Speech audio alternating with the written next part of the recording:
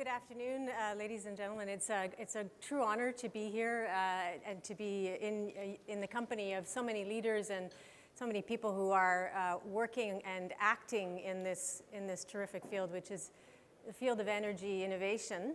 I'd like to start by, I guess, making just a quick round of introductions of our very esteemed panelists today, and I'm going to begin by introducing Vicky Sharpe.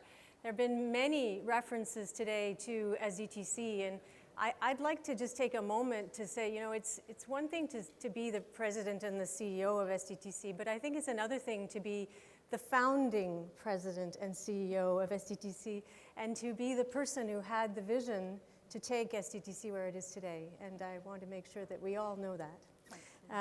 I'd like to also welcome Perry Stoneman, who has a new title today and is the corporate vice president and global leader at Capgemini, with another sort of, you know, further global dimension, including, I think, all practices having been responsible for the utility practice up until now. So Perry brings with him a view of the world, and I'd like to thank Capgemini for its leadership in sponsoring this event and for its leadership in Mars and in the Advanced Energy Center. Rod Lever, who has been a tireless supporter, activist for clean technology within a banking institution. If you can imagine, you know, activist, promoter, leader in the banking industry. So, you know, those are two difficult sort of things to bring together. Rod has brings to this industry knowledge of difficult markets such as Russia. He's had leadership roles at EDC in Moscow. He is a strategic account executive and the clean tech lead within the infrastructure and the environment group at EDC. And a man who needs no introduction, Nicholas Parker, who has, you know, coined the term clean tech, who was a visionary and started many years ago to enable investment in this sector. He is now the founding managing director and of the Global Accelerator Partners, and really focusing on the potential for clean technology in export markets. And I guess I'll begin by saying just a word or two about export markets and potential. And I'll start by saying that in Canada, energy policy is economic policy, period, end of statement.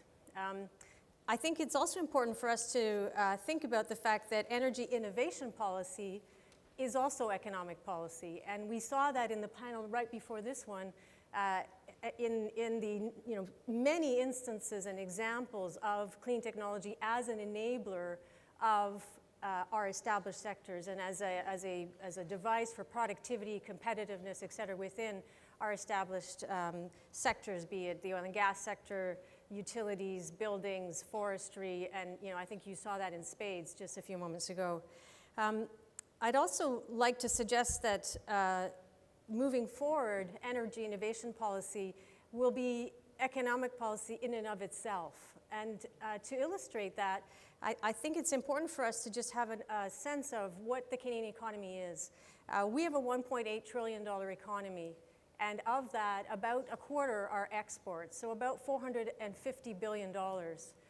We haven't said today that of that $450 billion, a quarter of that is oil and gas.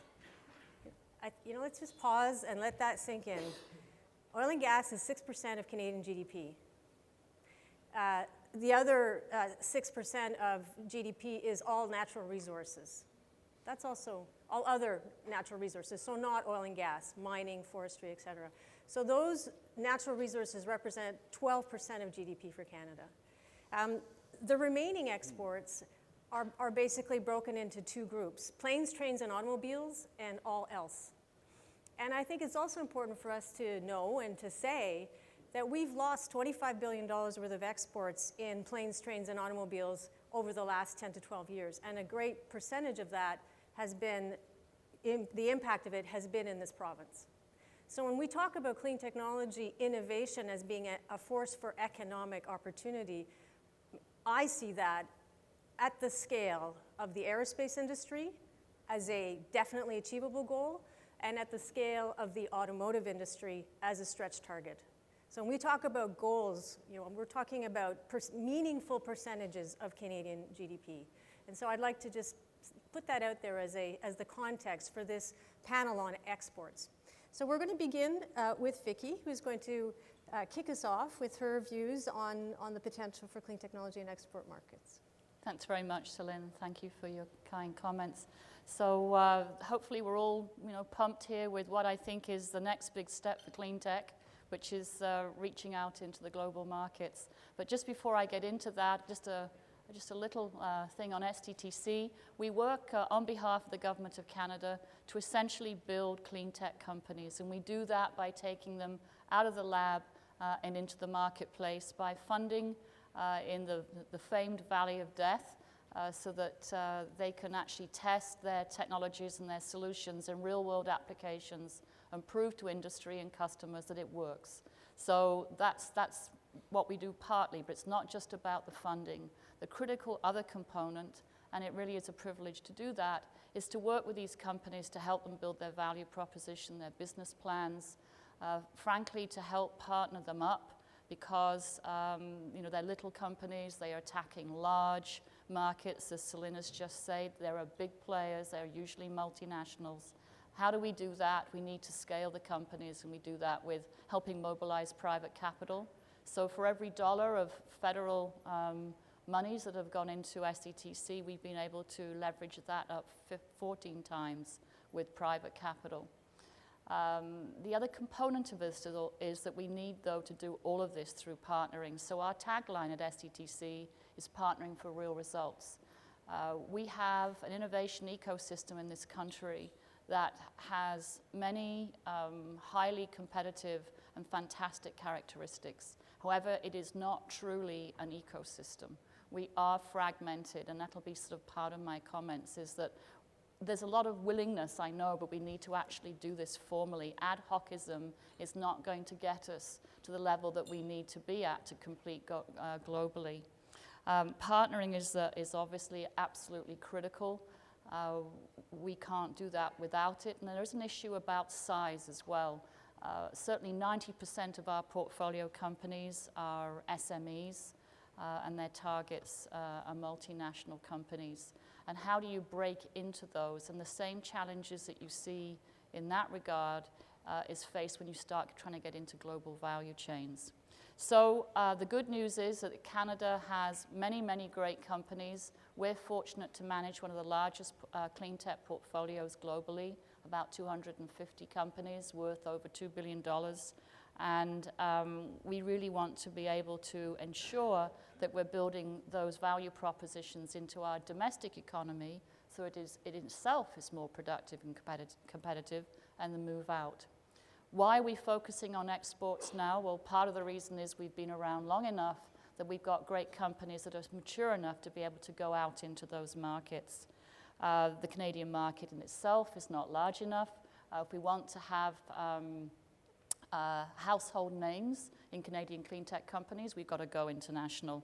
And I know Céline will enjoy this, but the discussion around the first report, and we talked about what would we do, and created a big, hairy, audacious goal, which was to have 20 Canadian companies in clean tech have $100 million annual revenues by 2020. We were already on that way. We're certainly trying to do our bit there. We have 3 of them that are actually already at that level, and we'd like to make a few of those 20 multi-billion-dollar companies. So we're working on that, and we don't take it lightly. Where will we go? It's I think in the near term, we're interested in markets that have receptivity and policy that recognizes the value of clean tech. And so we're seeing near-term opportunities, frankly, in Europe. However, the strongest market drivers and the biggest opportunities are to link our relatively slow-growing now economy with those that are rapidly growing. And you can see that if you look at, say, renewable energy investments, they have in the developing economies risen by about 20% in 2012 to $112 billion. And that's an uninterrupted trend since 2004. When you compare that to the fact that in developed countries, if we can call ourselves that always, about 30% drop in the investments in renewable energies to about 132 billion. So that gap, about 15%, was going to be a crossover. We need to hitch our wagons to those economies, and we need to be able to compete with countries from all over the world that have the same offerings, but we don't think actually quite as good.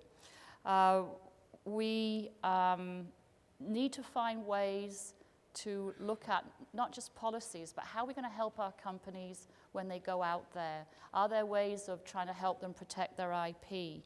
Are there things that we could do with the legal system that would provide support?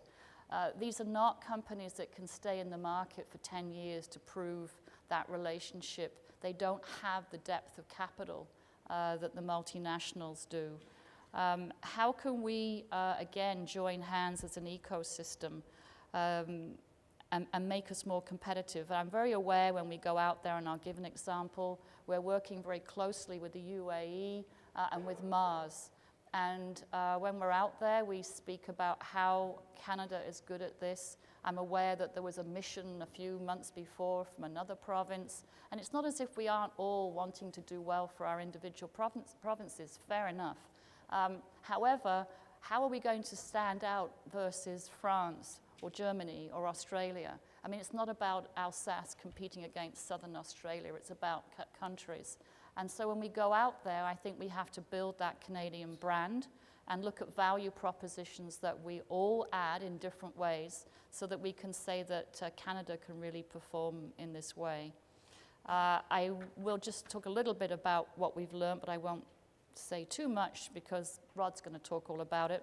But we have created a fantastic partnership with EDC, and that's enabling us to really equip our companies that they can compete with some of the things that Rod will talk about. A nice example, company Nextera, it's in our portfolio. EDC provided their first international project, their support on financial and bonding products, so that they obtained a 10 megawatt renewable electricity sale to the grid, diverting wood from landfills. So it's a big project, it's a big play, and you couldn't do it without that kind of partnership. And my final comment is we also need to make sure that we are having a common voice and working very closely with our international trade colleagues, both in Ottawa and on the ground. They are absolutely vital to our companies. Again, they need that help, they need that local knowledge. There are explicitly named countries where there are clean tech trade commissioners out there to help us. They do a fantastic job, and we need to use them, and I'm going to leave it at that. Okay, thank you.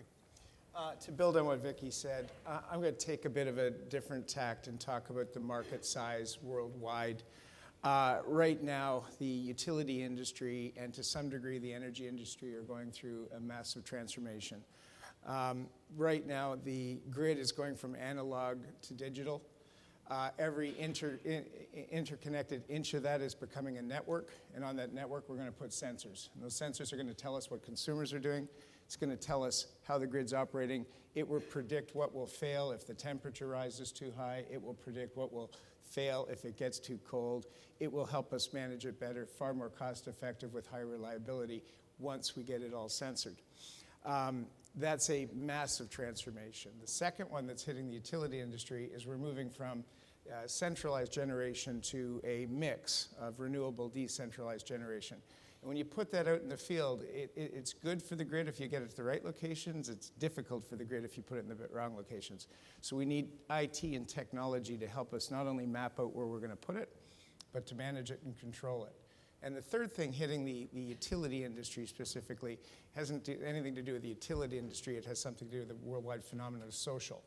The world's moving from a industry-driven business program to a consumer-driven business. So consumers are going to start to demand that they can interact with every single industry in the world the way they want to, whether it's through chat, whether it's through mobile, whether it's through Facebook, and the social network will change everything, and utilities aren't exempt.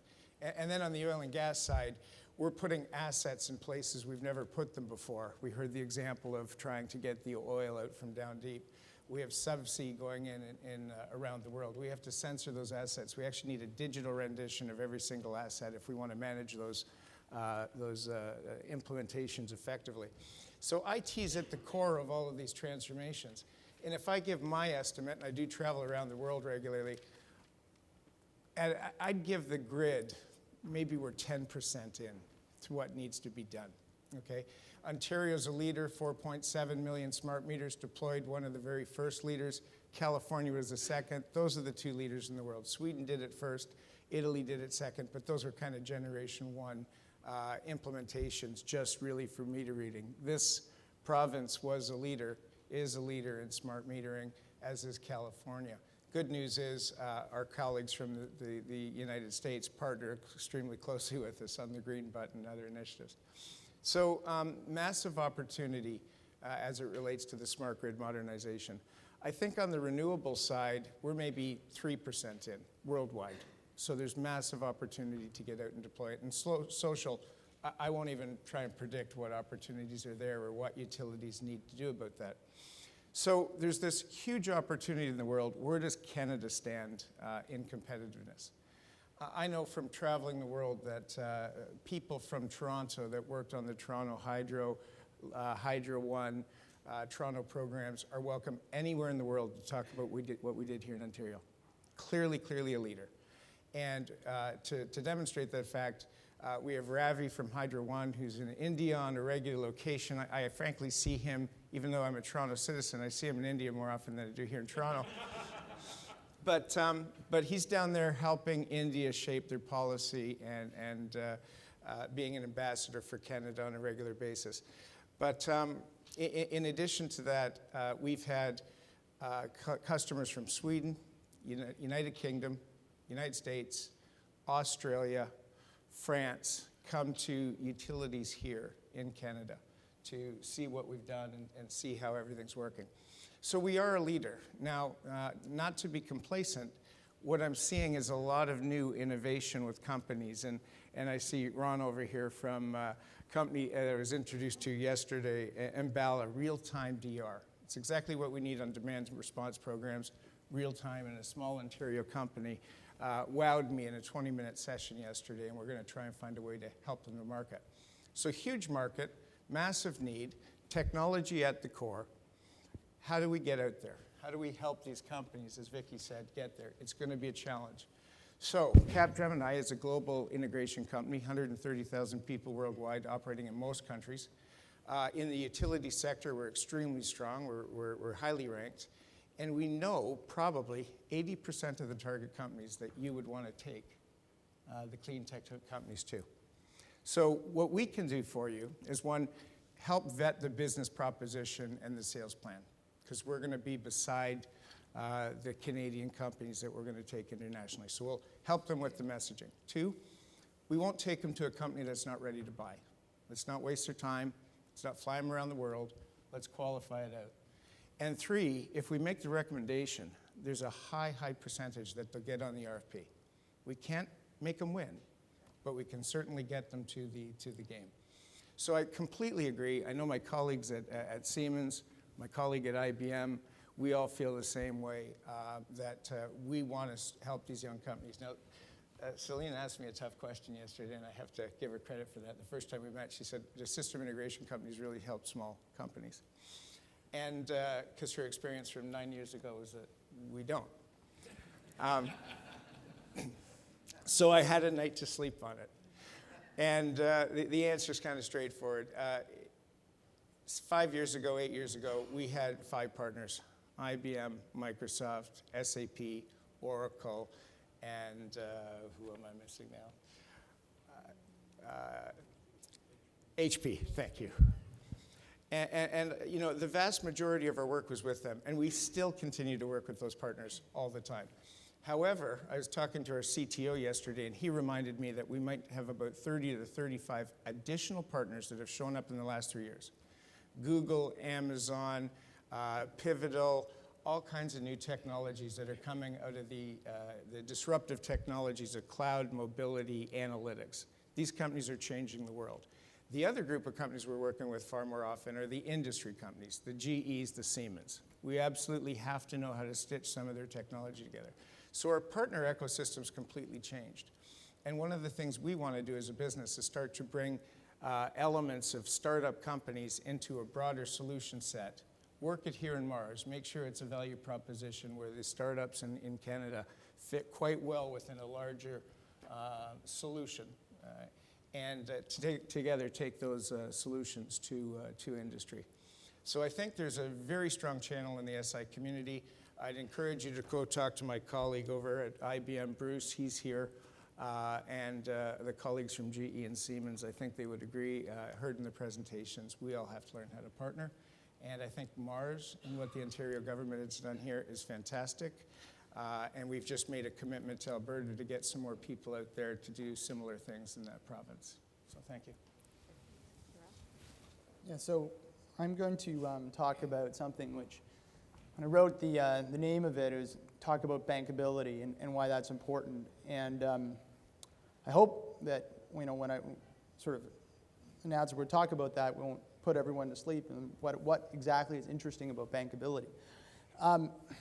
And I'll tell you why. The reason why I think is because bankability is really one of the missing keys to scaling clean tech. And so these two topics are connected, bankability and scaling clean tech. Banks or being able to access larger scale finance is going to be necessary in order to take some of the smaller scale technologies and bring them to the world.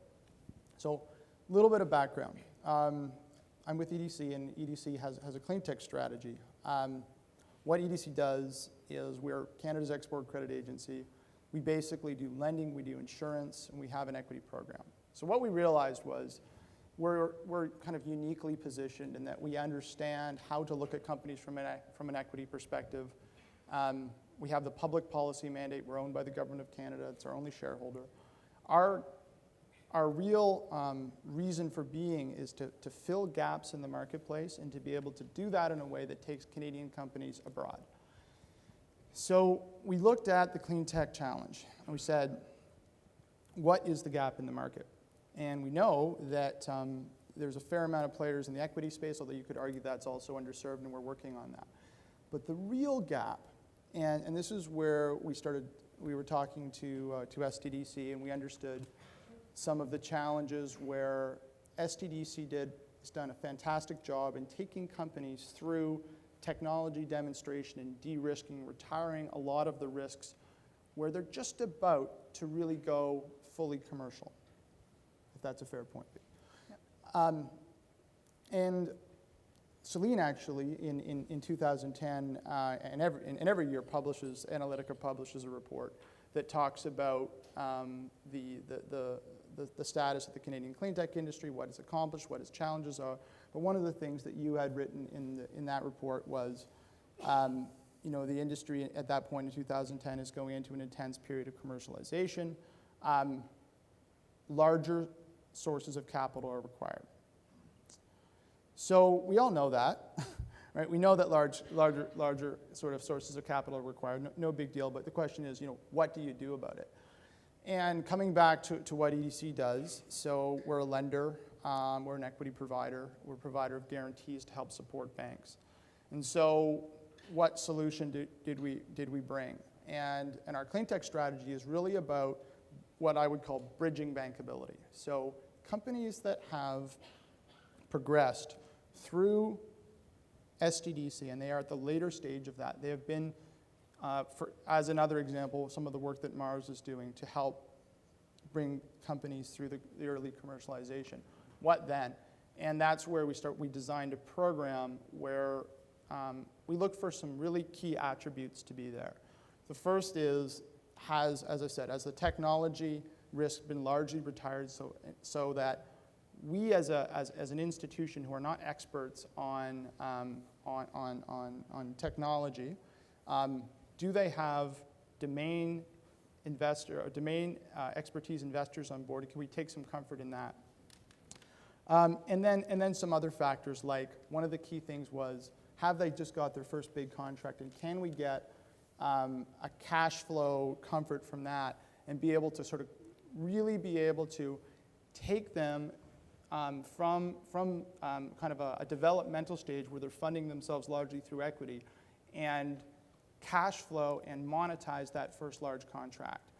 And that is the core of EDC's clean tech strategy, and where I think, you know, that those ideas of collaboration, we signed an MOU with STDC and allowed for the transfer of some of their due diligence to equip us with that information to be able to, as a bank, to be able to make some of those credit decisions. So I say we're a bank, we're an export credit agency, but really I want to come back and just talk a little bit about, you know, how does a bank think about this? Because I remember actually Vicky and myself and a number of bankers got together in our offices.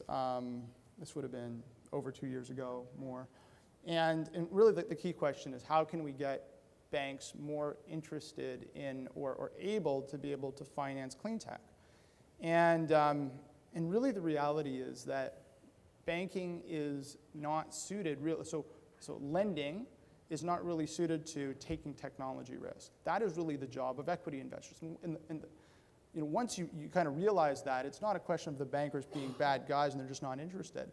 But they really can take the risks of those sorts of structures once, you know, the technology has not just been demonstrated once, but twice, but maybe 3 times before a bank is actually willing to go and to lend to it and to get involved. So that's where that bridging period is really important, and where we focus some energy and pick the companies where a lot of the you know, the core technology had been demonstrated already, but where the banks were, let's call it the general banking market, was still not interested. And then do a proof of concept facility. So we did one for a company called Endurance Wind out of Vancouver, small scale wind, and we did this proof of concept debt facility for them in the UK, showed really how you could aggregate a whole bunch of wind turbines and be repaid. So that's now working. Vicky mentioned one for Nextera, which is an STDC portfolio company, and worked with them in the UK market for the first big project. So that's the kind of stuff we're doing.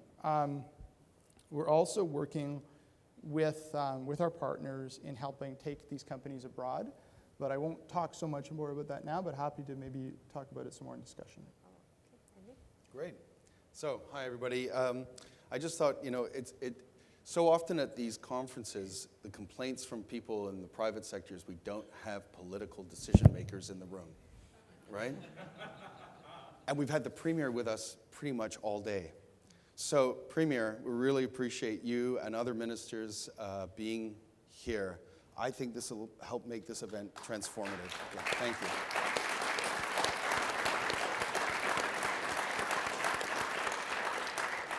Now, in fairness, I was talking with Annette before we came on stage, and we were agreeing how important language is.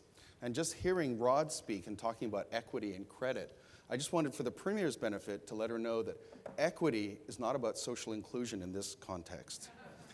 It may be, but we're using it. And credit is not about credit where credit's due. It's a financial instrument. So just for clarification, and I was just reflecting, you know, sitting across from OPG, how when OPG was setting up its venture capital arm over a decade ago, and I was invited to be part of that, it gave me the opportunity to go and coin this term clean tech. And I just want Canadians to know it was coined on a canoe trip in Algonquin 12 years ago. So it's a Canadian concept. Unfortunately, it's got an American trademark on it, but it is ours, and we should be proud of that.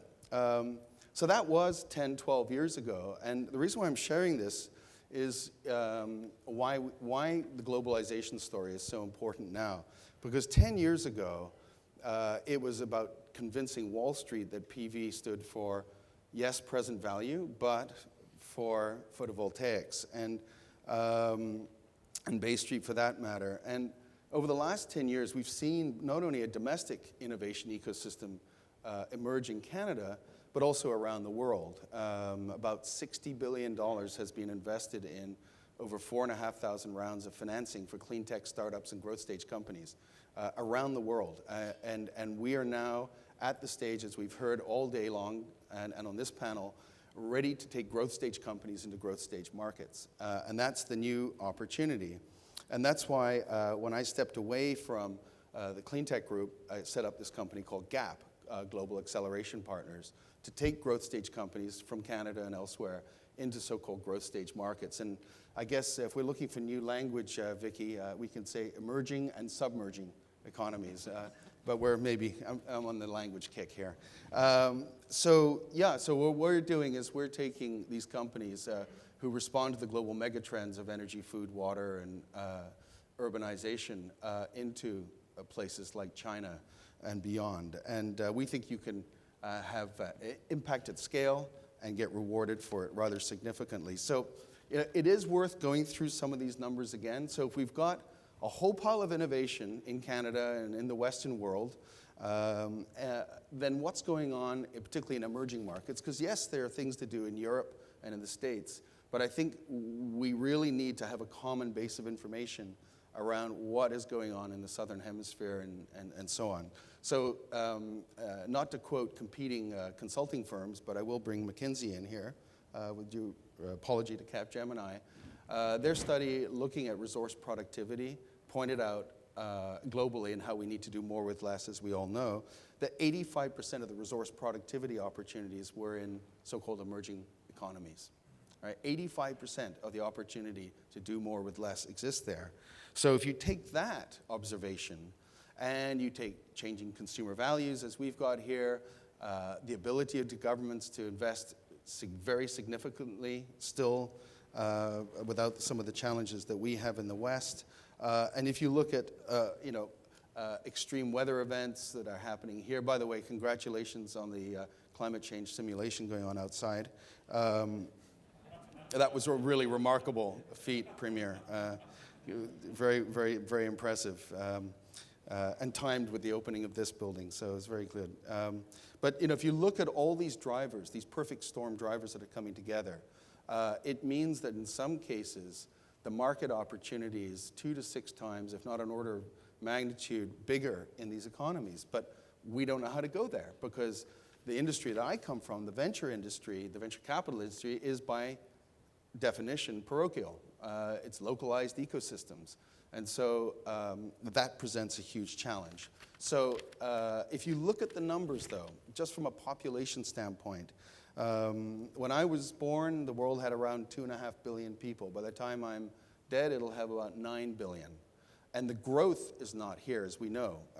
If you look at the numbers in around the world, and I'll look at them, but try not to look at them upside down, we're basically looking at, by 2025, there'll be more middle-class consumers in so-called emerging economies than in developed submerging economies. That's a huge growth. That's a 3x growth from 2010 to 2025 in the middle class. And they all want to consume like we do. And so it's not a surprise that China, which is where I spend most of my time, in its new 5-year plan, is spending extraordinary sums of money. And I could throw all kinds of figures at you, but in the spirit of let's have a conversation, I probably won't. But in areas that aren't even obvious to us in the energy space, the Chinese are spending $1 trillion on agriculture modernization in the next 5 years. Much of that has to do with energy. $300 billion announced yesterday for water modernization and innovation. The numbers in new energy and clean energy and smart grid are even more crazy, and they're going to do it, and we can talk about why they're going to do it. So my last point or two here, pardon me, is really about where do we play and what are we doing. And I would say that maybe if we take the hockey analogy forward, I would say in the famous Wayne's, I'm going to abuse Wayne Gretzky here. I'd say where the puck are we going? Just to have listen to the last panel, we're going to fool around a bit here. I'd say that we are achieving sort of like the equivalent of a personal best, but I don't think we've yet won a bronze, silver, or gold medal. And I think it's not because we're not doing things right domestically. We are, and we've all talked about this today, from Mars to COSIA to SDTC, and points beyond, we have built a wonderful innovation infrastructure. We have some of the best venture capitalists in the world who raise their money from around the world. Sometimes it's difficult for them to raise their money here. What we're not doing is building two things in my view. One is enduring bridges of cooperation. We do the trade missions and we do the conversations, but we're not building bridges of cooperation, and I think we'll come back to that in Q&A. And secondly, we're not branding and positioning ourselves in 2 or 3 areas where we really want to own the podium. And I think there's discussions to have about that, but the one that I'm personally most keen on, because other people have talked about smart grid and what have you, is we need to be the world leaders in clean tech for the extractive industries, not just the oil sands, but particularly the oil sands. And Western Canada and Alberta in particular needs to be the Silicon Valley north of this. And if you look at Silicon Valley, a part of the world that I know well, 80–90% of the stuff that's commercialized there is not invented there. So we need to be careful we don't confuse invention with innovation.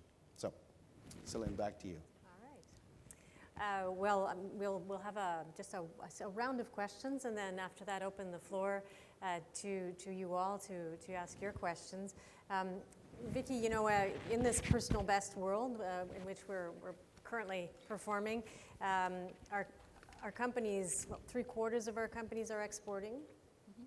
Mm-hmm. About 40% of our exports are from non-U.S. markets. Mm-hmm. The rest are from the U.S., obviously. What are your words of advice in terms of, you know, the barriers that companies need to overcome and how to do that? Great, thanks, Céline. I'm going to actually tie very closely what we need to do domestically with how we'll succeed internationally. And so when you go out there and your company is saying, well, we can do this and we do that, you're always asked, well, who are your customers? How are you doing in Canada? And what we're finding with many of our SMEs is that, in fact, they're beginning to obtain greater revenues internationally than they are domestically. And that is a real problem. So that barrier goes all the way through to how are we accepting or taking up innovation in companies in this country. And you can take it right down to some things that I think would be helping us build what I would call a strong domestic fundamental. So for regulations, not because I think that they're the only thing to help drive markets, but if you look at, for example, the utilities, 85% of our technologies in the portfolio are energy related, and many of them would be using utilities as customers.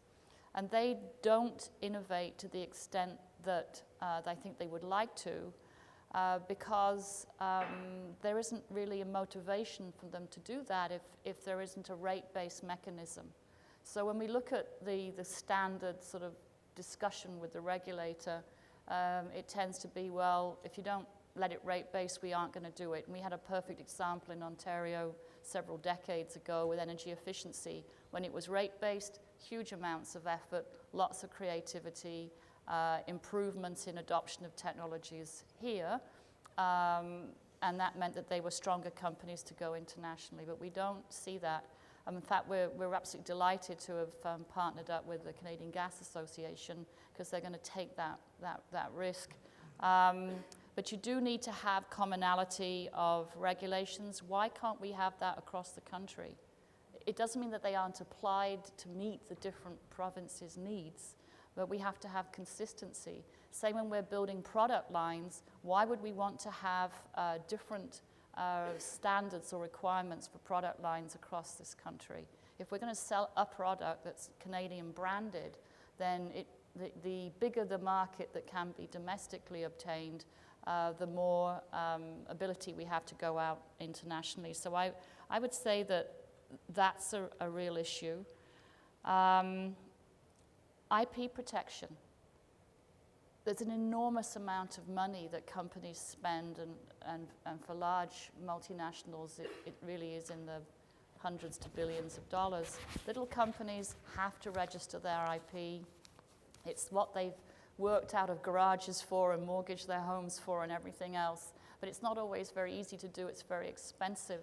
And I've often wondered about when you go internationally, they have these tax-free zones, they have ways of encouraging innovation. There ought to be IP, if you like, protected zones where our little companies could go. They would be able to partner up with their local manufacturers or someone else so they can be part of that global value chain. And I think that's something that could be negotiated at the government level. It's much more powerful than having a little company running around saying, please don't beat me up. So I think that that's another opportunity that we could talk about. And then, of course, size matters.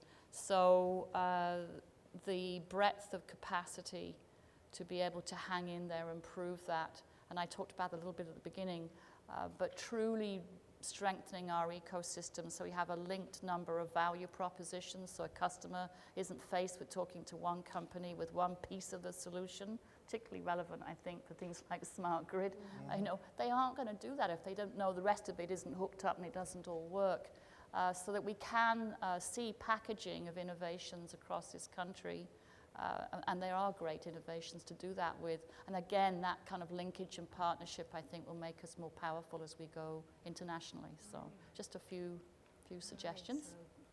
So join hands before we go into international markets. Yeah. Perry, I think you certainly caught my attention when you said that we're about 10% done in terms of microgrids and smart grids. We talked about it being a $100 to $200 billion market. That's something worth talking about. So would you share your views on what the opportunities are there? Well, sure. So if you go to Distributech, which is the big utility show in the US, or if you go to Metering Europe, now called European Utility Week, you see all the vendors. And when it comes down to microgrids, and Vicky had it spot on, nobody's really put together a number of configurations that are ruggedized, that will work and be dependable, that we just know. Everything's putting bits and pieces together every single time in a new configuration. And so the market potential for a microgrid isn't just doing a northern community or a Caribbean island. It's doing all of Africa, all of it, huge parts of India, because the microgrid doesn't have to be islanded. It can coexist with the other grid. In fact, it should. So the market potential generally is undersized. And I think what we could do in Canada is in addition to what Nicholas said, take the leadership position from the West in the oil sands, I think we can take a leadership position in microgrids. And what it does bring together, as Vicky pointed out, it brings together IT technology, it brings together analytics, it brings together storage, it brings together renewable generation, it brings together new inverter companies, and all of these could be manufacturing jobs in Ontario or Alberta or anywhere in Canada. Because once you start putting these configurations together and gluing companies together, they can start manufacturing components combined. So, but it does need that kind of persistent, collaborative partnering and a real will to put something together as a unit. But if I were to bet on something that we could dominate in, because everybody's talking about the smart meter, smart grid, there's a lot of components. The one area that nobody's really done it right yet is microgrid, and I think it's a greenfield for whoever gets there first. Yeah, if I may, I'd like to suggest that our guest earlier today, Mr. Moreno from the Inter-American Development Bank, is an ideal partner. Canada is an unstinting investor in the international financial institutions, and we need to be better engaged, and that's one place to do it. If I might switch gears and maybe in the lead up to the comments that Nicholas may make on extractive industries, Rod is very humble, but EDC is regarded around the world as one of the preeminent export credit agencies. It has highly innovative practices, and one of those extremely innovative practices is called the Pull Credit Facility. And pull credit facilities are used in a number of different industries, but most of them, I think most of them, or many of them, are in the oil and gas industry around the world. And I wonder if you could help us understand what they are and what the potential is for Canadian companies from pull credit facilities. Sure, and I think there's a neat link from what Perry was talking about in terms of clusters and linking together companies, and I'll I'll link those two ideas together. So, but to answer your question, so pull credit facilities. So EDC has offices in most major emerging markets. The reason we have those offices is because we actually lend to foreign companies. And the reason we lend to foreign companies is because they buy things either now or prospectively from Canadian companies, or they engage in business with them. To do that, they often need to borrow money, and all companies need to borrow money. Not all, but most they tend to have banking facilities. And so what we understood, and our mandate is flexible enough, that we could actually lend in large enough amounts that would make differences to these companies. And sometimes that lending would be prospective with respect to their procurement from Canada. And we would sign an engagement agreement with these, and these are typically, at least when it started, these were the large emerging market companies that we knew about and our colleagues at Foreign Affairs knew about, but we needed to penetrate those supply chains in a much deeper level. So Pemex in Mexico, Petrobras in Brazil, and so on and so forth. In every emerging market, I spent some time in our office in Russia for 3 or 4 years, and you understand that these are highly sophisticated companies, and the key is to get into their value chain, is to know their procurement practices, what do they need, what is their CapEx, and then for clean tech, and this is one of the things we're talking about with SDDC, is where are the entry points in terms of technology adoption, right? How do they make those decisions? And so the other side of it, and I said I'd link the ideas together, is what kinds of sort of almost coalitions of Canadian companies can we bring together that can actually meet a bulk of needs? So if we're talking about a microgrid opportunity and there's a utility in Africa, maybe the Energy Institute here, I forget the name, how it's been named now, can help to diagnose those needs, because that is very complicated to understand, energy markets, and really, for us, we're just, a bank, basically. We don't exactly know, can't diagnose with precision sort of the needs of a number of engineers in a dynamic environment in South Africa. But with partners, right, with those that know the technology and those that know the engineering, and I think we have a lot of those in this room, we can come up with a team that can use EDC's reach into emerging markets and that of the embassies, and really assemble something where we provide the technology which they need, we give them the money to pay for it, and we get paid back, of course, which is important. I thought that was the equity and let me say that EDC makes profit on these loans. Yeah, no, which is then reinvested in Canada. So it's win-win-win-win-win, right? Yeah. So these are usually credit-worthy companies, big ones, and that's the pull strategy. And it's still, we've had some success. I think there's a lot more that we can do. So. If you want to continue, comment on the opportunity, the extractives industry, and perhaps link into the pull credit facilities, because they are definitely in that sector. Yeah, so I think the comments that made have been great and all day today, and I just want to pick up on Perry's comment very quickly about microgrids and so on. I totally agree with you, Perry, and I think that the future is arriving very quickly and in the most unexpected places like Cambodia or Kenya and so on, as we've seen in social media technology and so on, and it's very, very exciting. We've also seen it, a little shout out for Tom Vair's group up in the Sault, because the Sault Ste. Marie in Ontario has done some really cool work and may actually be our first live islanded smart microgrid. I don't know. Tom, you can give us an update later. But if you extend out that, and we want to have an automobile sector in Ontario, and we're moving into plug-in hybrids and electric vehicles, that all plays to the microgrid, and it changes consumer perceptions and so on and so forth. And in export markets, as has been comment made earlier, you've got to sell solutions, not technology. And part of the solution is financing, and part of the solution is integrated systems, whether it's smart cards or all this kind of stuff. And this is where I think we as Canadians are pretty good at doing this kind of packaging. In the extractive industries, and it's not just Western Canada, because it goes across the country.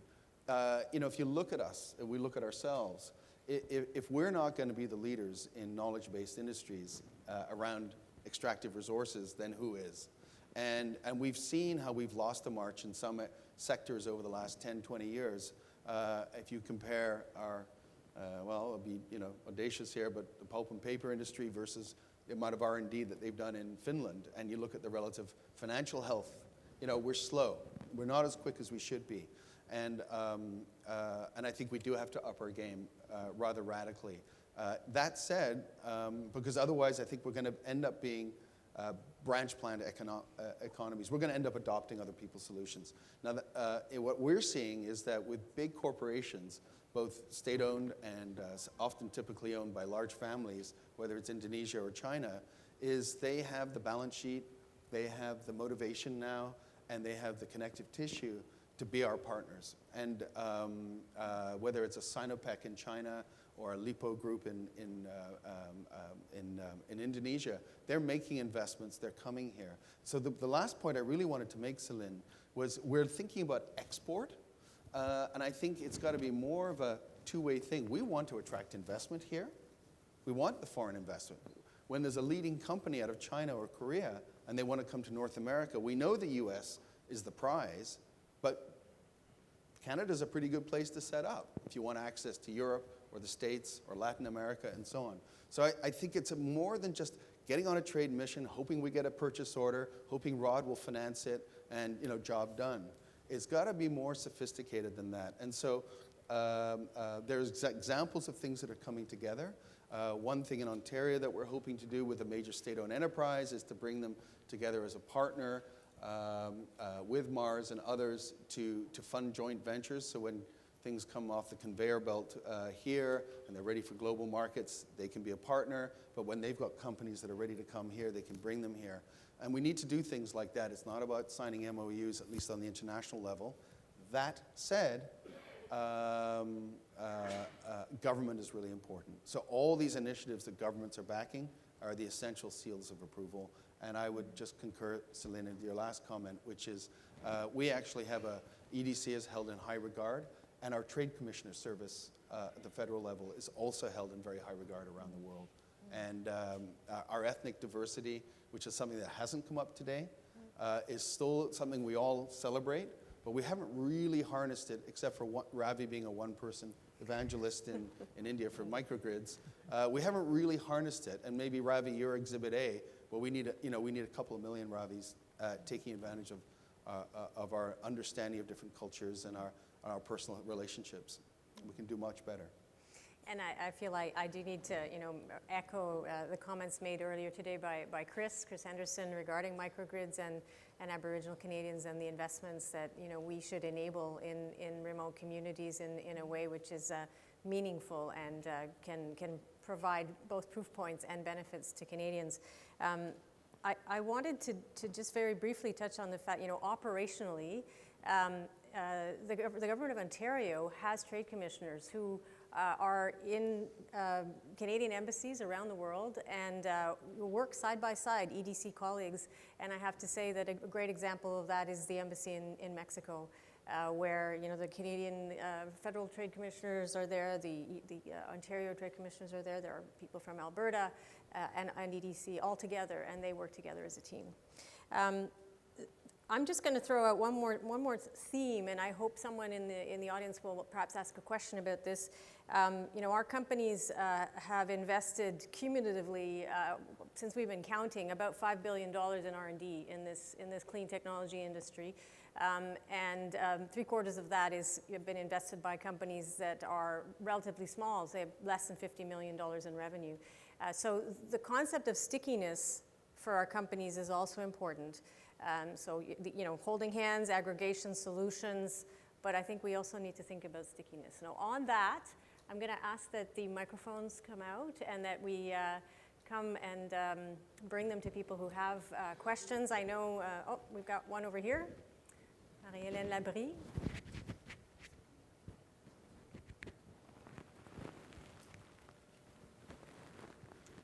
Thank you. Thank you very much for your initiatives in helping build this great energy innovation sector. Vicky, you talked about building the Canadian brand, the importance of building that Canadian brand to reach the global markets. You also talked about the importance of the domestic market in reaching the global market. Today we've heard several speakers talk about the fact that we're not good at talking about our success stories, that we've heard a lot of success stories today. So I'm thinking, well, if we need to build a strong Canadian brand, but we're not good at telling Canadians about the great things we do, then it becomes difficult to build that brand. It becomes an impediment. So I came to the conclusion that one of the takeaways today is to take concrete actions to increase awareness. And I would like to hear from all of you what you think we should be doing to address this. And I think I have a strong supporter here.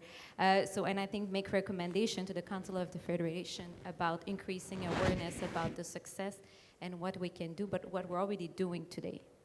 Thank you.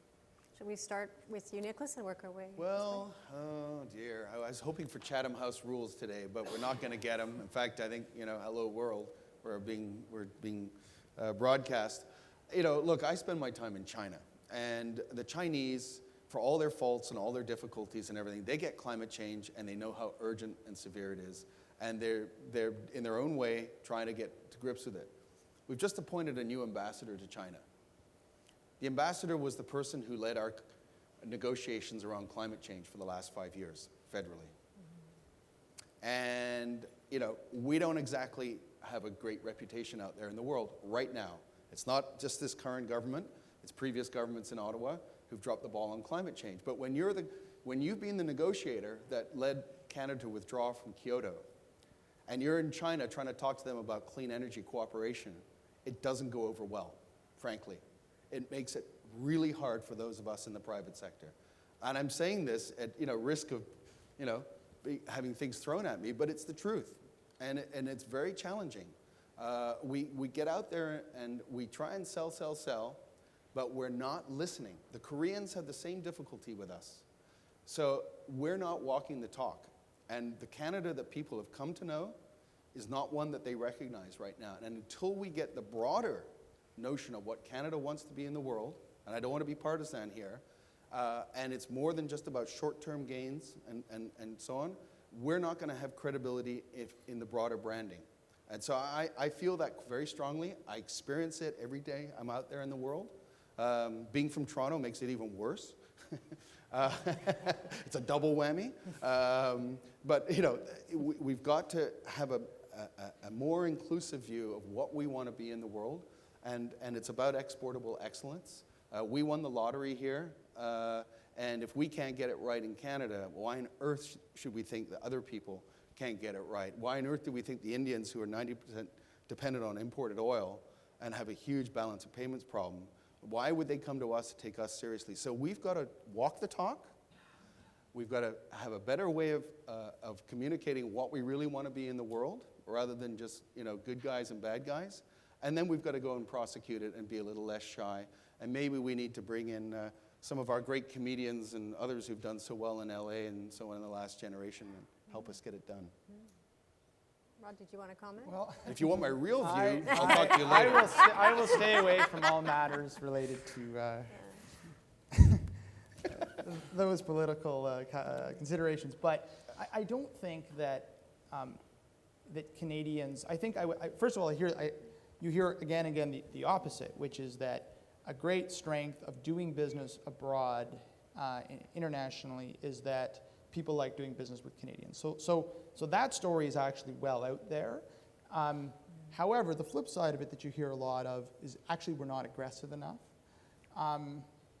And I tend to think that we probably can do with less of a scattergun approach and just approach, I like your idea of themes, right? So, what do we want to own? Yeah. And to approach those things systematically. So here's a nice soundbite. We have the single largest portfolio of clean tech companies in the world in SDDC. Right. That's pretty good. That should be said. And then you can bring in some of these sort of main wins, once we have coherent strategies. But I think, we've got a lot that works, that sort of people like doing business with Canada. I can't believe how much I hear about that, actually. And maybe I should be able to believe it, but I do hear it all the time. So that should be capitalized on. And the way we do it is through, these coherent, focused strategies around certain areas. Well, to build, I would say it's absolutely essential that you sell domestically if you're going to be on the world stage and be great. So anything we put together in Canada, we have to show success with Canadian companies. And we run into all kinds of difficulties making that happen through different procurement policies, how our ownership of our clients, the scrutiny they're under with the press, and we're going to have to find ways to help these startup companies in Canada so that they learn here and they can export. Because when you're out in the field, I find that a lot of people love talking to the Canadian companies. It's never a problem. You're always welcome. But they also always ask the question, who have you done it for? And they usually want an answer that it's in Canada. They're expecting that. If you don't have it, they start to be a little suspicious. That's music to your ears, Vicky. So That's very true, very yes, true. Yes. I We would, didn't rehearse. No, we didn't. It's fantastic. But I do think that we don't tout the great things that we have done enough. There are great success stories. And because we work nationally, we've got success stories all across this country. But I make another point around this, and yes, we should talk about it more. As we begin to see the impacts of these clean technologies, they in themselves have a lot of strength. So I can give you examples. We have in the mining area a number of competing alternative ways of extracting gold that takes out all the toxic chemicals. It's removing the arsenic. So if you look at Canada's reputation globally in the mining sector, there are challenges there which are linked to pollution. As we begin to test out and prove and deliver these technologies, Canada's, assuming it adopts it domestically, we're going to clean up our act faster than other people, and then we will be doing that as well in our internationally placed businesses. And that in itself has a lot of strength in speaking to the benefit. Likewise, we have a technology that can be applied to all those artisanal miners around the world who don't have great equipment. They just grind away at rock. They produce an enormous amount of mercury. You can imagine the health impacts of that. Well, if this works, then it's going to be massively valuable for all of those communities, and they are distributed across the world. And so I think when we look at some of the things that we do in themselves, they will add to the quality of reputation for sectors and for Canada. Well, I'm sorry, do we have another question? Oh, So I had a quick question. Susan MacArthur, Green Soil Investment. So we're talking a lot about Own the Podium, and Canada did very well at these most recent Olympics. And they did so also out in Vancouver because in Calgary we didn't do so well. And the idea there was you got to back the winners. Mm-hmm. So how do we as a nation in the business sphere focus on backing the winners and thinking about the jobs in the future as opposed to supporting some of the industries that really are the jobs of the past? That's the question about the innovator's dilemma, isn't it? So, innovator's dilemma, I mean, that I did posit the fact that we have, a significant part of our GDP is a function of oil and gas, and it will continue to be so for quite a long time. Would any of you like to comment on the innovator's dilemma for countries? Sort of a macroeconomic view of that. Well, I just want to make an observation that, if you look at the rankings of the most sustainable corporations in the world, Canadian corporations always greatly outperform, right? We're totally overrepresented on these rankings, including our oil and gas and extractive industries companies. And yet, on the clean tech side, we tend to be off the radar. Whether we should amplify that or not is another matter. And so the question for me is it going to be pure play clean tech companies, hopefully the 20 success stories, if not more? Or is it going to be, is it going to be the big Canadian companies who continue to innovate and incorporate, drive clean tech inside or energy innovation inside in order to sustain their market position? And that one I don't think we've worked out yet. Well, I don't think it's an either or. I think it's definitely both. I mean, we've been talking about But that. I think more emphasis maybe on, if we're going to be winners, yes, as somebody who's been involved in the clean tech space, I want to see pure play clean tech companies grow. But I think as important, and if you look at the numbers you were putting out earlier, Céline, in terms of where the economic pie is divided up, it's really important that the big boys and girls are also enhancing their productivity through energy innovation and so on, regardless of the sector, which comes back to everything we're talking about today. I think that's the big thing that we're a little slow on understanding relative to our competitors in other countries. I mean, in a way, it's almost like a false dichotomy, really. I mean, if you look at the performance of our domestic businesses, which happen to also be multinational, particularly in oil and gas, their reputations and their performance is enhanced by adoption of innovative clean technologies. It's not kind of an isolated thing. And I would add that we explicitly at SDTC look for partnerships for our companies to add value to multinationals. And we work with folks like GE Canada, Waste Management, Veolia.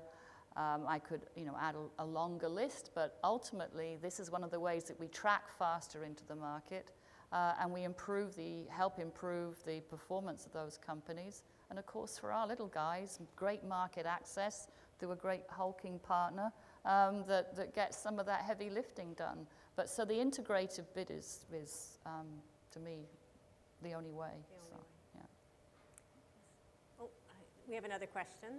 Someone has a microphone. Oh. Yes, good afternoon. Paolo Maccario. Just a quick political comment for Nick and a question for Rod. So I just came back from a trade mission with our Prime Minister in Mexico.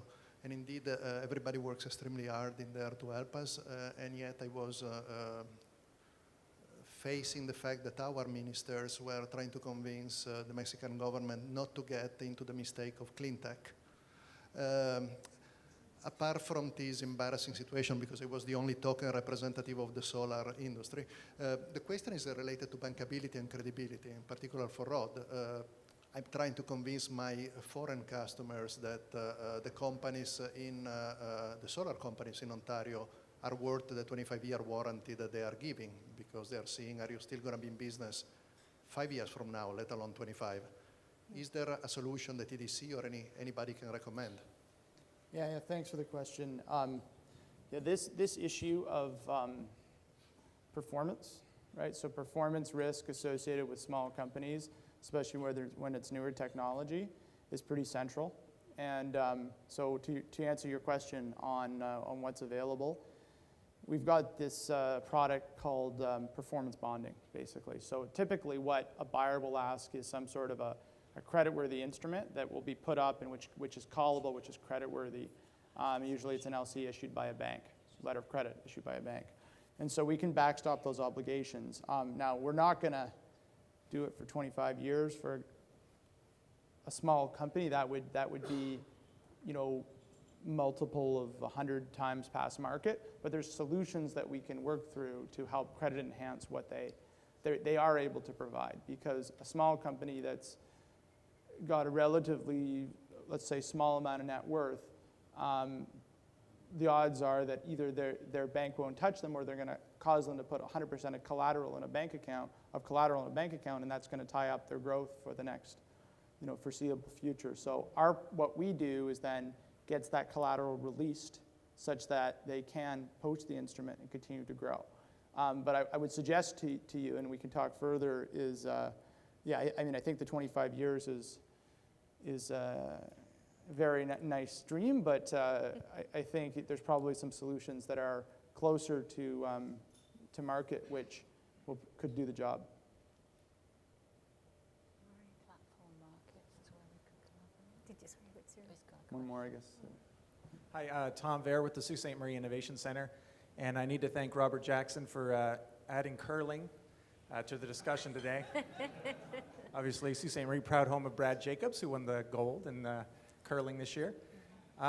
This question probably for Vicky. I was just wondering, a couple threads today, it seemed like there may be an opportunity for an information exchange where like the large industries could list their problems and somehow we could match that with the entrepreneurs and researchers across Canada to help kind of, probably there's someone out there with a solution, but it seems like we don't have a lot of communication on a national platform level. And I'm just wondering, does that exist, and do you think that would be useful?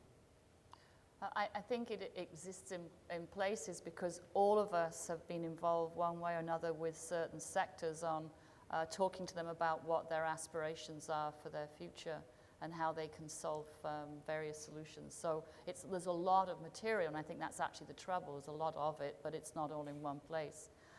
Certainly one of the things we do at SDTC, we have these things called SD business cases, and they're run explicitly with an industry sector to determine, they determine their vision, and then we say, how can we help? They're on our website. There could be more of them, so they're all shareable. But if there's an area where we would like to collaborate on our central themes, there may be a way of us explicitly saying, for these 3 areas, who's got what, and could we share it? So I think it's a very good idea. And I'm just going to cheat a little bit and then go beyond that, which is, could we not likewise, for our international activities, pick a number of just 2 platform markets where, because I think to Nick's point, you know, it's about two-way trade, and our companies need to partner up. So if we went to, say, somewhere like UAE that has explicitly stated its intent to impact the MENA region, those are very powerful partners. And if we, again, group together across the country, different provinces, saying how could we all play together and wave a very strong flag and do that, I think that might be another opportunity for the premiers to contemplate. But Platform markets. yeah, platform markets. Okay. Are there any other questions? Well, seeing none, please join me in welcoming, in thanking our wonderful panel.